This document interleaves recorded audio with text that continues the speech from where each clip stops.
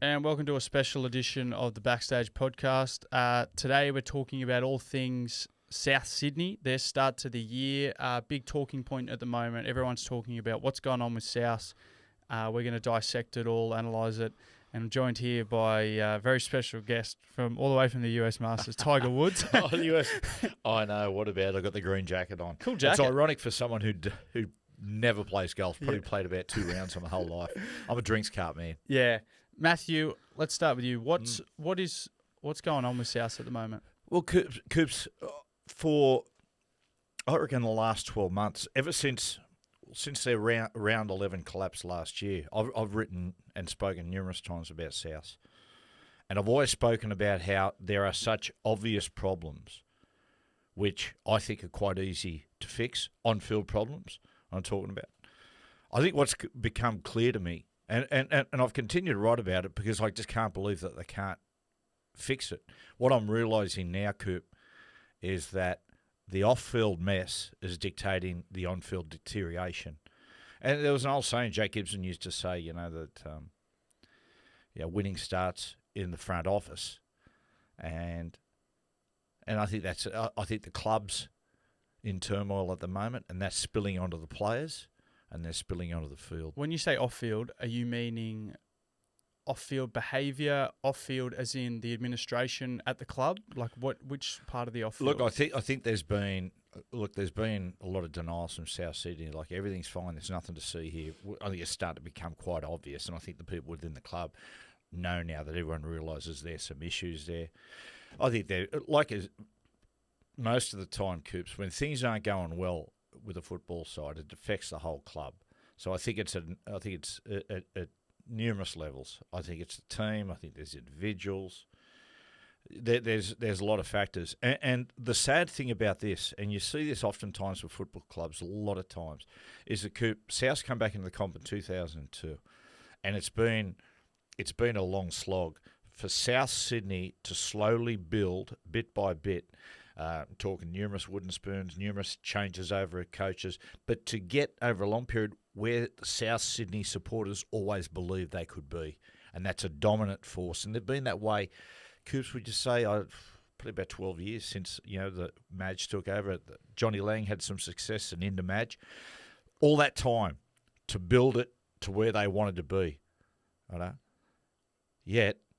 Sometimes with football clubs and football teams, everything falls apart in what feels like 10 minutes. Yeah. And that's how it's been with South. Well, right, let's remember, round 11 last year against the Tigers, Coops, they'd gone 6-game winning streak.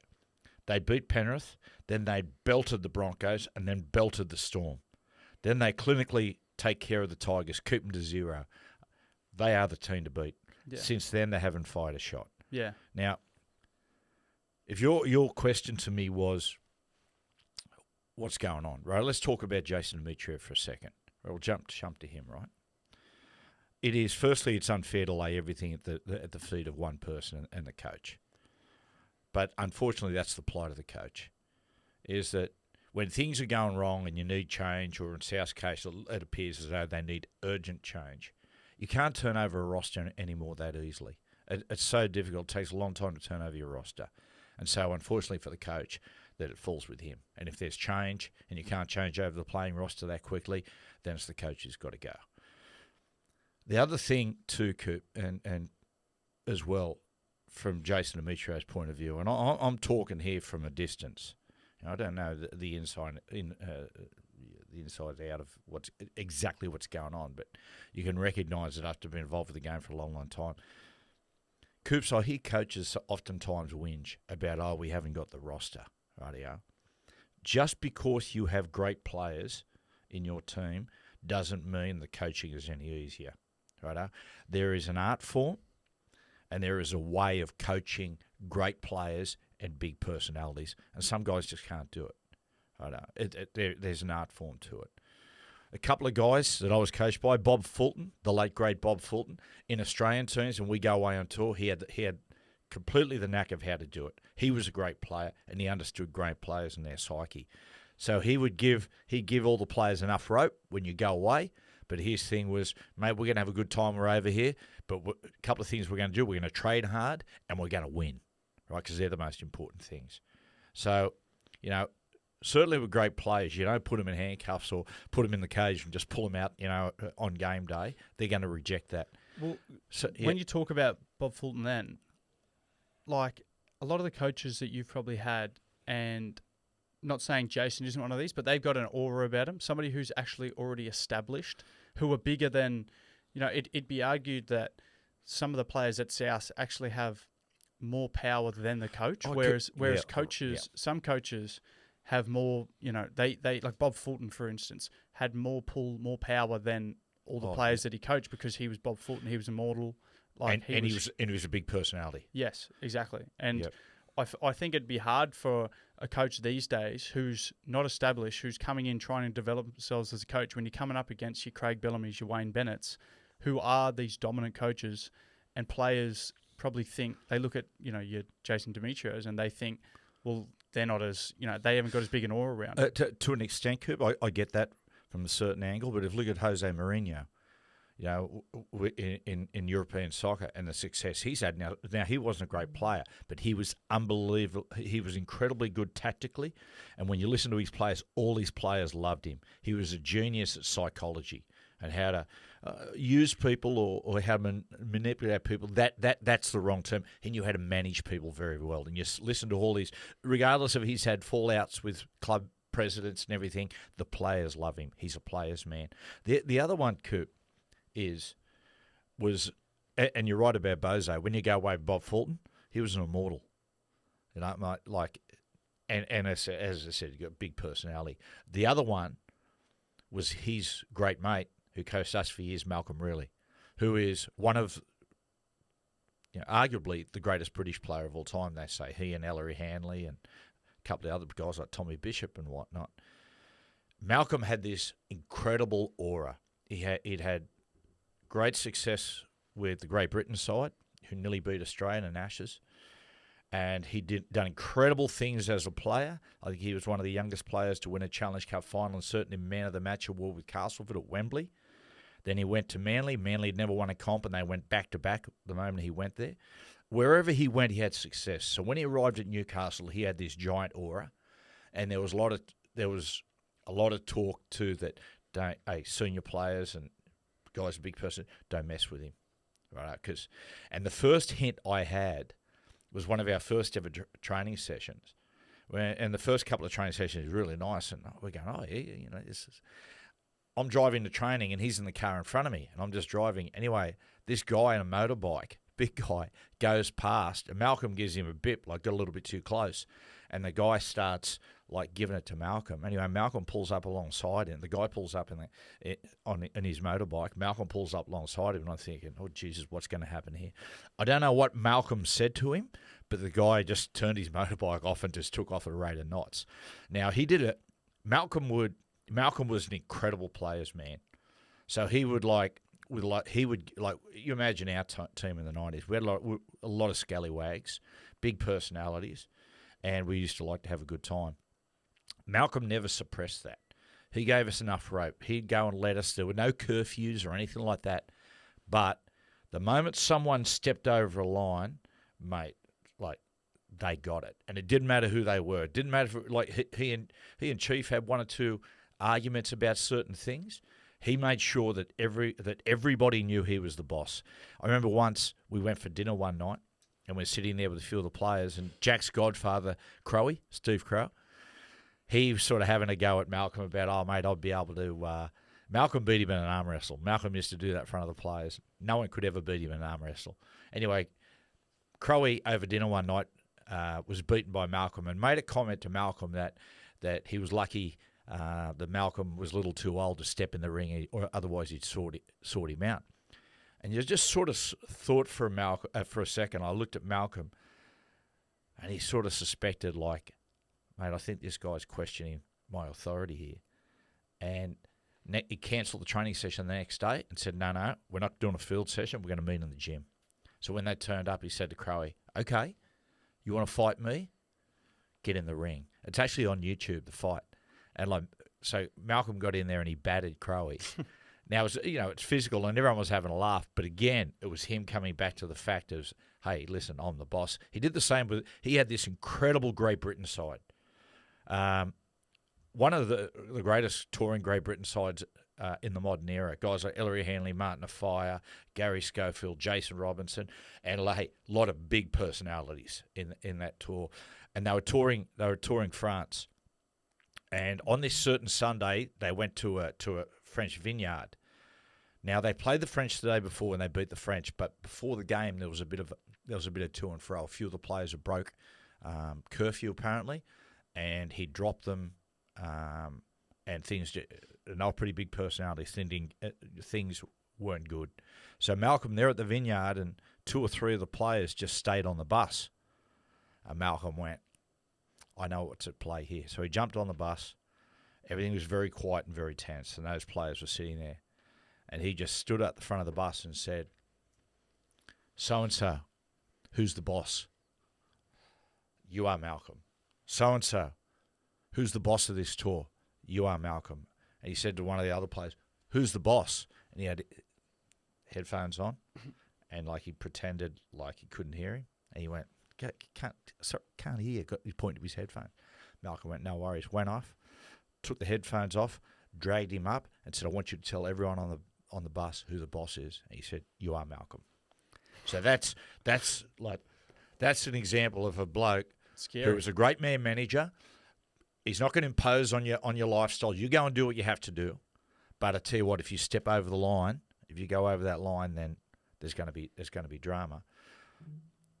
So that's one thing. That's an example for me saying to you, Cooper, how just because you've got a good roster, and just because you've got some leaders in your team and that sort of stuff, doesn't make coaching any easier. Because you've got to manage those guys. Like you said with Malcolm Reilly, it sounds like he treated everyone the same standard. Gave you rope, let personalities do what they want to do to get the best out of them on the field. But as soon as you step over a line, they wouldn't let him get away with it. It sounds like all reports coming out of South, it does sound like that there's not everyone's held to the same standard. Well, Coops, look, Sam came out and said a number of things, Sam Burgess. And the thing about it is, right, and I'll say this, I don't think everyone should be held to the same thing. I think it was might have been Jimmy Jones who coached Dallas Cowboys. He asked him, he said, do you treat all your players the same? He said, what? Absolutely not. He said, I treat if a linebacker fell asleep in a meeting, I'd sack him. He said, if the quarterback fell asleep in a meeting, I'd wake him and say, hey, listen, you fell asleep. Yeah. You don't treat them all the same, but you just got to make sure that if I'm going to give you a little bit more rope than everybody else, well, guess what, Coop? You got to repay me. Yeah. Right. You got to turn up at training. You got to be the guy leading the pack. Well, that's the thing. When it comes down to things like work ethic and on the field training and stuff like that, everybody's held to the same standard. There are some things where whether it comes to fitness or it comes to putting in effort to training, you have to be holding everyone to the same standard. Obviously, if it's off-field stuff, somebody might do something. You don't put them on show in front of the group. You might put them in there, hey, you're carrying on a little bit. Yeah. You missed your massage appointment. Hold yourself to a bit higher standard. So you think that's the problem that South guys are missing their massage appointments? No, I think they're not being held on field at training. I think I've heard stories about boys probably coaches allowing them to take shortcuts and things like that on the field, which is where that's probably the one place you can't give people rope. That's where you have to hold everyone the same. Well, you can't. That's when you get to on-field performance, then everyone is of the same standard. When you're on the field and wearing a jersey, right, you've got a skipper and that, but everyone's got to do their job. Every single person. There's no allowances there. So, and I want to ask you about Craig Bellamy in a second.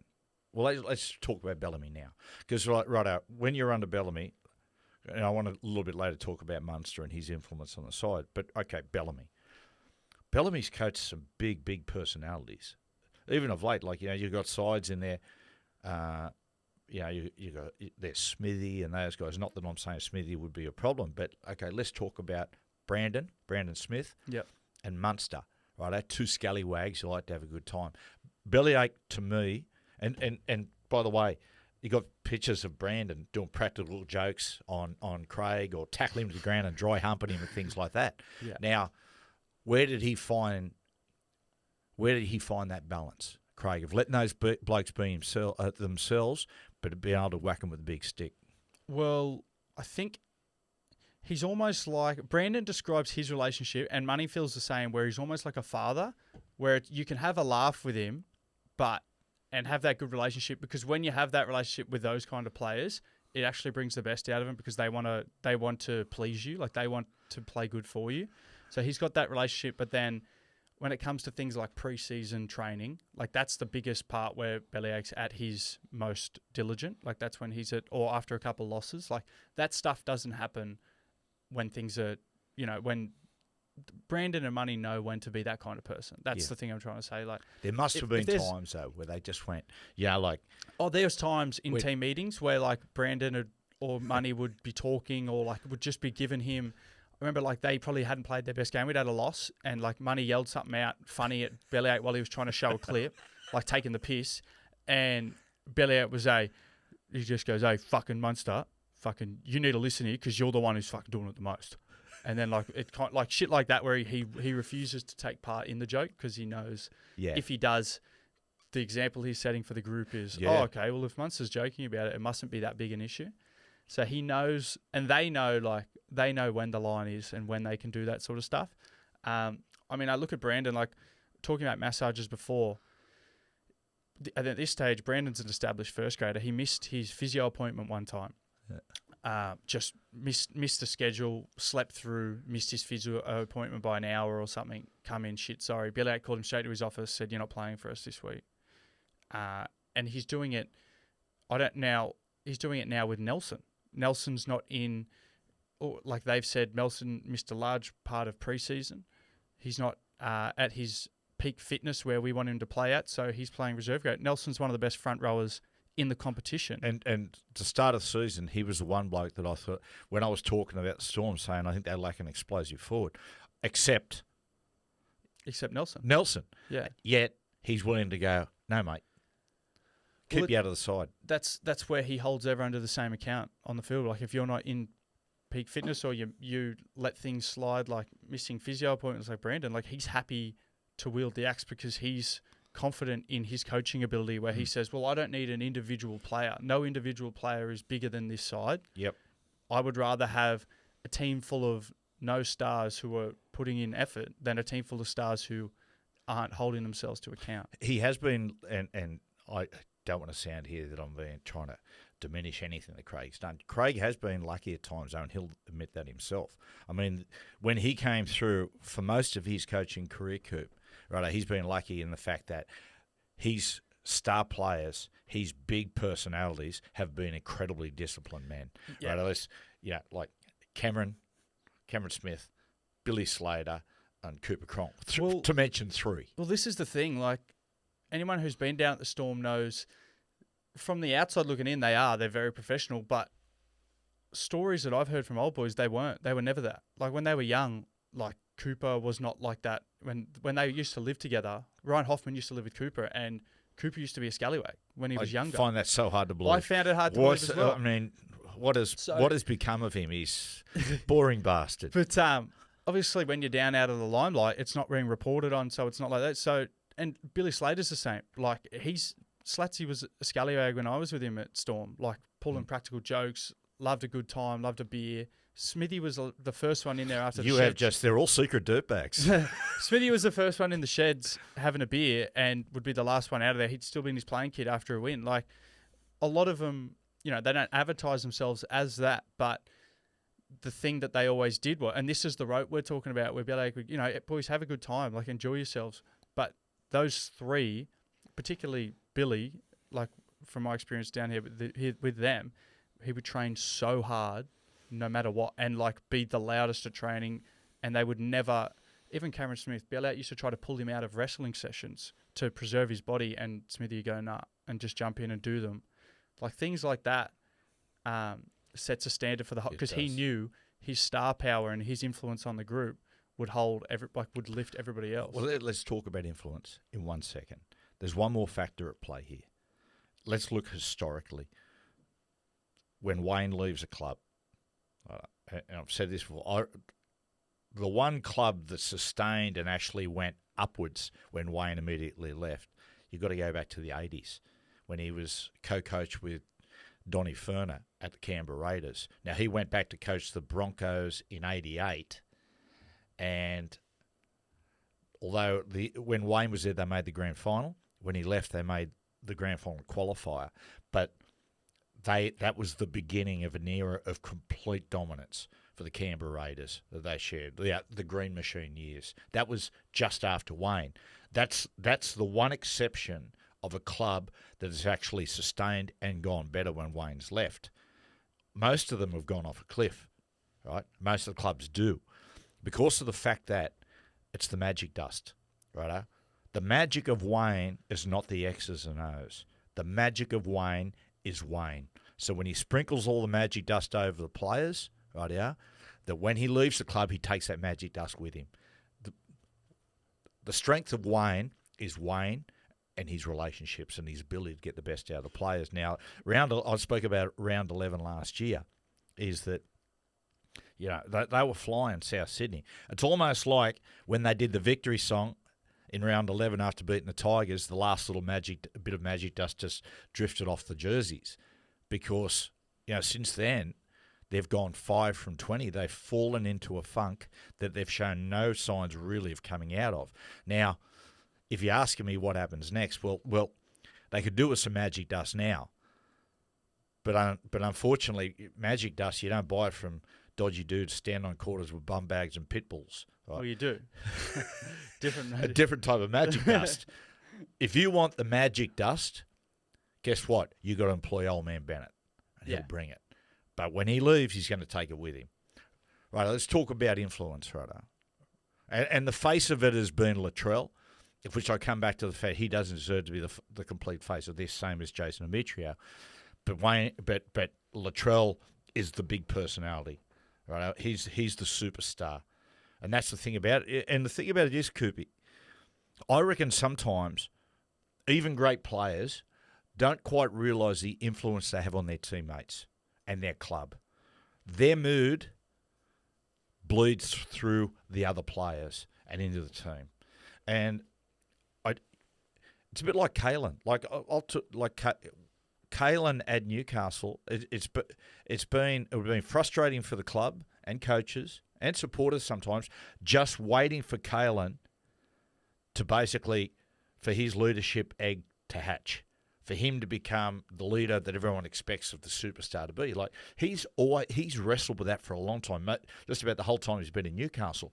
But it's only been probably the last 6 months when he started that amazing run that took him through the Dally Medal, that he actually fully understood his responsibilities and how important he is for the side, how important he is every single time he turns up to training. Well, Kalen's not the guy that needs to get up and do magnificent speeches or anything like that. He's just the guy that needs to get out there, play physical, and just put himself in every picture all the time. And that's what he did the back end of last year. That's why he won the Dally Medal. That's exactly it, Coop. And if you look, the one bloke of everything that's going and the mess that's going on at South Sydney, off the field, on the field, everything. When I talk about great players, don't quite understand the influence they have or they're capable of, is that the one player that could have just dragged them completely out of this mess is Latrell. Yeah, right. He's the guy that could do it. And by the way, he's the guy that when he comes back can do it straight away, right? But he's the guy that could do it. But unfortunately, he allowed his frustrations of everything that's going on get to him, and his frustrations really squashed his responsibilities. But I've played with guys. I've played under numerous captains. I played under a captain in a rep side. He was a really fun-loving, lackadaisical character. But the problem was, he didn't know quite the influence he had on the whole touring squad, to the point that, in the warm-up, he was a really big presence and a great player. So in warm-up, if he walked, everyone walked. When he ran, everyone ran. When he turned up a little bit tired, everyone's enthusiasm went down a notch. And there were numerous things like that. If he did extras, everyone's out there doing extras after training. If he's not doing extras, everyone else is on the bus. Yeah. Me and things like that, Coop. And we had a beer after a loss, and I was about a dozen beers, probably 16 beers in. And the old thing, as Julius Caesar used to say, there's truth in wine. We now had a chat. And I told him that. I said, one of the problems of this side is you. I said, because you don't realise the influence you have. I said, look around when you're at training. Unless you do something, they won't do it. Now, I'm not saying, like, he on the field, he was a great leader, but what was happening off the field in the training, his inability to really understand his immense influence on the side was hurting the team. And that's what I'm saying. A lot of those guys don't quite understand the influence, or they understand they've got some influence, but not the immense impact they have in a playing group. Like, the irony and the unfortunate thing for Jason Demetriou is going to be, I actually think this 3 weeks off for Latrell is going to be a godsend. Yeah. I can see him coming back fit, focused, and fired up to play football. I can see that. In fact, I'll predict it. But unfortunately for Jason Demetriou, as we record this, he might not be there. Yeah. He might come back and start firing and get the side on a real run for some other coach. And that's the cruel irony, I think, sometimes for coaches. I think South could. It doesn't necessarily have to, like, that playing group themselves. They could have no coach there, and the players that they've got in there, if they got together and just sorted it out themselves. Because to me, I saw a press conference on the weekend, and Cam Murray was talking about. One of the reporters asked Cam Murray. They said, "Oh, do you pull Latrell up? Do you pull Latrell up on, like, one of the stuff? Like, he did a couple of silly things on the weekend. Do you pull him up on that?" And Cam, like, Cam sort of said, "Oh yeah," but you could tell he sort of actually doesn't. Like, he was very cautious. I saw that. The words he used, he went, "Oh yeah, but Latrell's pretty good at fixing, addressing his own things." But then said, "Oh, it's probably worth the conversations we're passing by." That didn't sound convincing to me. No, it didn't, and that's why I think, like, there's probably just become a bit of a habit there where, and every club's gone this, like, through this phase where, there might be just a little bit of, different groups amongst the playing group where they've, they might have a couple of arguments and then people stop probably pulling each other up to stop confrontation. Like, they don't want confrontation around training, so they let people do that. Like, all it takes is for them to go in just as a playing group. Don't need coaches in there and go, "Hey guys, we need to start doing this," because that's very powerful. Of the past 5 years, and I think Latrell's got the power to do it. Latrell's probably the one who goes in and goes, "Hey guys," because no one would expect it from him, because he's not necessarily that guy that's, the talker, and that he leads by his actions. If he got in there and said, "Guys, we have the team that could win this comp. Let's get together. Let's figure out how we want to play, and let's start holding each other to account because we've got the team here." That's it. I mean, you wouldn't believe this, Cooper, right? You would absolutely believe this, and people listening or watching this would never believe this. But you know that your uncle and I sometimes, we're a little bit ill-disciplined when it comes to training and that. You wouldn't understand that. I know. You look at me now, and who would have thought? But it was, and we used to step over the line sometimes, and because halves, I'll ask just before you go on with that. I will ask you, in your night side, because you and Joey were probably were the Latrell and Cody of the Knights for your team. Like, you guys were the star power in that side. Probably to a little degree, it was probably me more like that. Yeah. But you guys were the market, like the players that they marketed the club around. That's what I'm trying to say. Did sometimes players not want to pull you guys up when you guys potentially cut corners because of your star power? Look, I can't answer for them, but you would say yes, because I think that's what happened with most senior players. Is you get a senior player steps out of line. And what are the junior players, the younger players, what are they going to go up and say, "Come on, mate, pull your head in"? Granted, this one, we were lucky in our sides because we had Chief. So you had Malcolm Reilly up here, the top dog, and fractionally below him, always sitting on his right-hand side, was Chief. So sometimes when Joey and I would carry on, remember once at halftime, Chief got up and said a few things, and me and Joey looked at each other and rolled our eyes, and he caught us, and we walked away from the playing group. He said, "Listen here, you two fucking rap dancers." He said, "Come with me," and took us into the showers and just unloaded on us, gave us to it. But but Joey won't mind me saying this. Might. Probably will. Like Joey didn't quite understand his influence, and his moods could be wildly different from day to day and training to training. He could turn up one day energized and ready to go, and everyone would go, "Here we go." And other days he would turn up and be totally disinterested in a foul mood, and that bled through the side. Now in 95 we had a great year. 96, 97 we win the comp, but in between we had a year 96, right? And it was a disastrous season. And it basically coincided with Joey going from being, a star player in Newcastle to being a superstar in the game, and the effect it had on him. And he admits it himself. They were the colour his hair red days. He was completely off the rails. He even says it himself. And him being off the rails, I think about mid-season, we're about second or third on the ladder. We missed the finals completely. We did a Souths because. And a lot of that, Joey put his hand up and said it was me. Turn up late for training. I come off man of the series in an Origin series, and I go back to Newcastle, and suddenly he's the superstar. Yeah. And probably everyone's inability to be able to pull him in or want to pull him in hurt the side so much. Yeah. Well, similar thing to that, of a modern game example, Cameron Munster in 2020 had his best year, won the grand final straight. It was a COVID year, won the grand final, played an outstanding season, went and played that Origin series with the worst ever Origin Queensland team that was labelled. And he was basically on 2 days' notice when he was drunk. Yeah, he was drunk and basically just absolutely played New South Wales off the park, shot him into this sort of.